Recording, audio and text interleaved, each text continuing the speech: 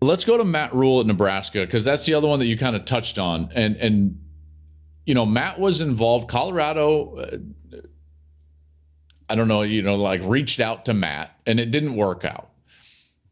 And I think it was pretty obvious that it was like he was interested in other jobs. And it's like, all right, that's great. And I think this is a good fit for Matt Rhule. Here's the hard part for me. However many years ago, what was it, 5-6 years ago, I sat here and was just like, oh, Scott Frost, home run.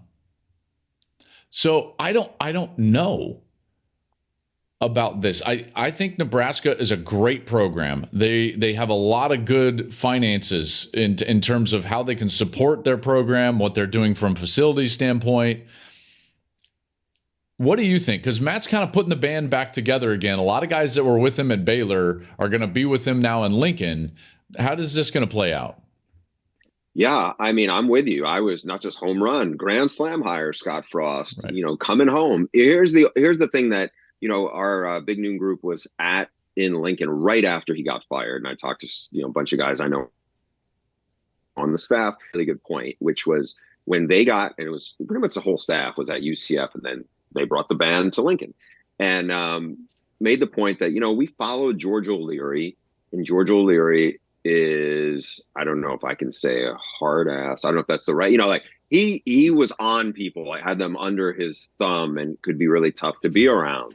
But so when they got there, they were kind of more players, coaches. The kids responded. They had a lot of talent, and they went from a no-win team to decent to undefeated. And they lit the fuse, and it was rolling. When they got to Nebraska, they said they weren't following a George O'Leary, and it was like there was a fire here, and we never put it out.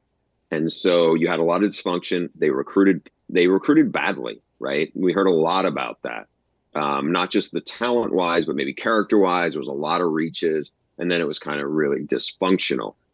I think what we know of Matt Rhule, not just, he did a really good job at Temple, but let's focus on a bigger Power Five here. Baylor was such a issue. It was the football program, but it was toxic around Bruce, it. I can remember saying, I don't know if they were were going to win a game in the next 4 years. Like, that's like, I didn't know. Like, I was like, I don't know if they're ever going to recover from where they were at, just to your point. Yeah. I mean, we did a game. It was their second game, and it was the Jim Grobe year, right? And Jim Grobe is a high character guy. Everybody respects him in the coaching profession. And he went in there, and they got a lot of, honestly, I felt like there was a lot of stink on him because, the Brile holdovers were all there. There was a lot of bitterness, around the place, not necessarily not to Jim Grobe, but just in general. And it was a really ugly environment. And I remembered even at like Big 12 media days, again, Jim Grobe is a really decent man, but there would be times where it was almost like people would ask him stuff about what was going on, around the program, the Briles or whatever. And it was almost like, ooh, he kind of stepped in it there, where people made it into something where I'm not sure he meant that way. When Matt Rhule took that job, and he could have had Oregon, I was surprised he took Baylor over Oregon. And I just thought, man, Baylor's just such a heavy lift, and it's so messy. And he went in there and he did everything right, just about. And one of the things he did really right is you look at this past years, and I know, we both spent a bunch of time around the combine and the draft. There was a lot of super fast dudes that came from Baylor. And you look what Dave Aranda was able to accomplish last season. They win the Big 12. I think they go 12-2. That was with mostly guys that he had recruited and he had developed and really made really smart evaluations. I think he will evaluate much better than the Nebraska staff did before.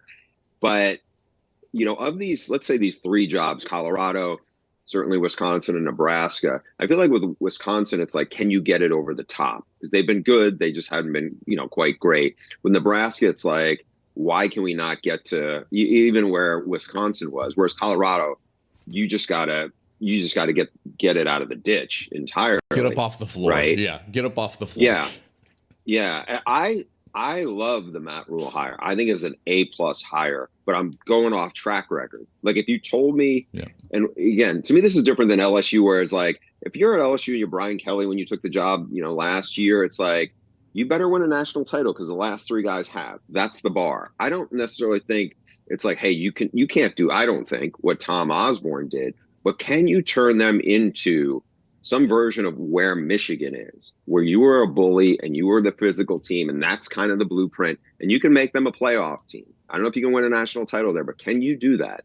I think he can, but obviously it's going to be harder because now Jim's got Michigan rolling. We know Ohio State's always going to be loaded with talent. I mean, it's going to be really interesting to see how it goes, but he definitely makes the Big Ten better.